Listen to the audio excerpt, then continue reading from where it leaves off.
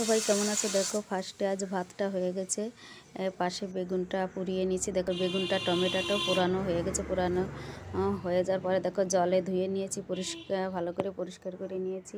পরিষ্কার নেওয়ার পর দেখো বেগুনটাকে মেখে নেবো। এখানে কী কী দিয়েছি: বেগুন, টমেটো, ধনে পাতা, পেঁয়াজ কুচি, শুকনো লঙ্কা, তেল, লবণ।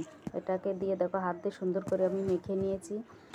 দেখো মাখানো হয়ে গেছে। এবার দেখো এটা হচ্ছে ভাত, গরম গরম। দেখো এখনও ধোয়া উঠছে ভাতে। এই গরম ভাতের সঙ্গে আজকে বেগুন ভর্তা খাওয়া হবে। দেখো বেগুন ভর্তাটা দেখো পাতে গরম ভাত দিয়েছি। দেখো ভাতটা পাতে বাড়া হয়ে গেছে। এবার বেগুনটা পাতে দিয়ে দিয়েছি।